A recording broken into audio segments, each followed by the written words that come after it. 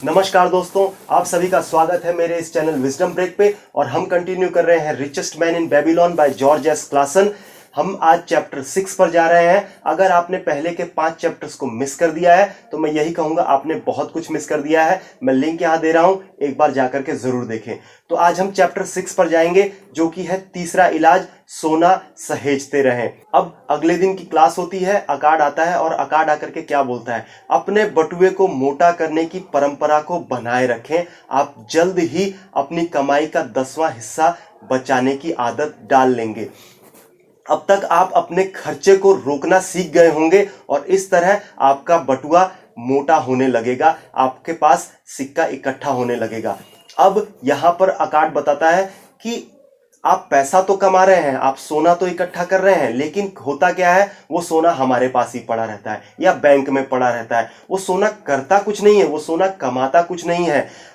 तो आज हम यही सीखेंगे कि आपका खजाना, आपका सोना आपके लिए किस तरह मेहनत करे। सबसे पहले हमें सोना इकट्ठा करना चाहिए, लेकिन उस पैसे का, उस खजाने का, उस सोने का इकट्ठा करने का फायदा तभी है जब उससे हमारी किस्मत संवरने लगे। अब ये बोल करके जो वहां के ऑडियंस होते हैं, अकाड की जो ऑडियंस होती है, उनके बीच में बातचीत छिड़ जाती है। अरे इससे फायदा भी होता है, इससे ये भी होता है, मतलब लोग तरह तरह की बातें सोचने लगते हैं। अच्छा ये कैसे होता है, कैसे होता है। तो चलिए इसको जानने के लिए अकाड अपने ही एक्सपीरियंस को शेयर करता है। वो बताता है कि पहला मेरा निवेश मुझे गड्ढे में ले गया था, वो पूरा डूब गया था। उसके बारे में मैं आपको बाद में बताऊंगा, लेकिन मैं आपको अपने दूसरे निवेश के बारे में बताता हूं जिससे मेरे को फायदा हुआ। उसने क्या किया था, अकाड बोलता है कि जो मैं पैसा इकट्ठा करता था, उस पैसे को मैं ढाल बनाने वाले एक अक्कर नाम के एक शख्स को दे दिया करता था। वो क्या करता था, अक्कर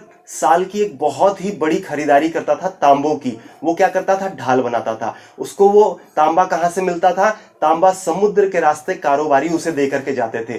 तो अब क्योंकि वो साल भर की खरीदारी करनी होती थी तो उसे पैसा ज्यादा चाहिए होता था, तो वो बहुत सारे लोगों से उधार लिया करता था। उसकी एक रेपुटेशन थी, जो अक्कर था उसकी एक रेपुटेशन थी, वो जिसको भी पैसा वापस करता था सूद समेत वापस करता था, विद इंटरेस्ट वापस करता था। तो अकाड उसको एज अ लोन की तरह उसे पैसा दिया करता था, और जब अक्कर उसका पैसा वापस करता था तो सूद समेत चुकाया करता था। तो अकाड क्या बोलता है कि जब मैं उसे पैसा देता था और जब वो मुझे सूद समेत पैसा लौटा देता था, तो वो सूद समेत पैसा ही मैं उसे फिर से उधार पर दे दिया करता था, ताकि जब अगली बार पैसा आए तो वो उसके ऊपर सूद जुड़ करके आए। तो कहने का मतलब क्या है, कंपाउंडेडली, आपको अपने पैसे को कंपाउंडेडली बढ़ाना है। अब इस चीज को वो और अच्छे से समझाने के लिए एक किसान का भी एग्जांपल बताता है। एक किसान होता है, उसके घर में एक लड़का पैदा होता है।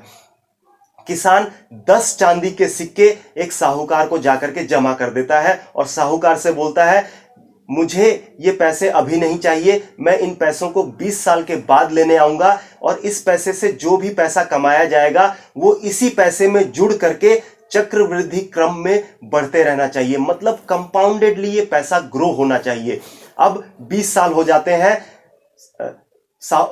20 साल हो जाते हैं, किसान का बच्चा बड़ा हो जाता है। किसान जाता है साहूकार के पास अपने पैसे की, अपने चांदी के सिक्कों की गिनती करने के लिए। तो साहूकार बताता है क्योंकि ये पैसा कंपाउंडेडली ग्रो हो रहा था, चक्रवृद्धि क्रम में ग्रो हो रहा था, बढ़ रहा था, तो उसका 10 सिक्का 17.5 सिक्का बन चुका है। मतलब 7.5 सिक्के उसके ऊपर और जुड़ चुके हैं। तो किसान को अभी पैसे की जरूरत नहीं होती है, तो वो बोलता है ठीक है, इस पैसे को आप यहीं रखो, जब मुझे जरूरत होगी तब मैं ले जाऊंगा।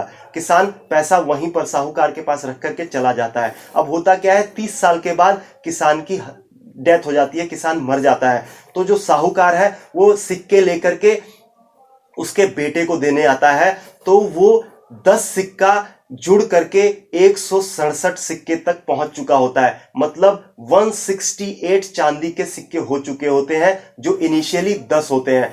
तो इसी तरह से अकाड एग्जाम्पल की तरफ से जो उनकी ऑडियंस है उनको वो समझाता है कि इसी तरह से अगर आप एक छोटा सा निवेश अभी कर देते हैं तो आने वाले 20-30 सालों में, 50 सालों में वो इतना ज्यादा बढ़ जाता है कि आप उसके बारे में सोच भी नहीं सकते। और हमें इसी तरह से पैसे को अपने बढ़ाते रहना चाहिए, ताकि जो हमारा खजाना है वो कभी खाली ना हो। और इसी के साथ आज का ये तीसरा इलाज खत्म होता है। आपको ये वीडियो कैसा लगा कमेंट करें। वीडियो अच्छा लगा हो तो वीडियो को लाइक करें। मेरे चैनल पर नए हैं तो चैनल को सब्सक्राइब करें। हम दुबले पतले बटुए के 7 इलाज के बारे में बात कर रहे हैं। अभी ये तीसरा ही खत्म हुआ है। अगर आपने पहले के इलाज नहीं देखे हैं तो लिंक में जाकर के जरूर देखें। इसी के साथ मैं ये वीडियो खत्म करता हूं।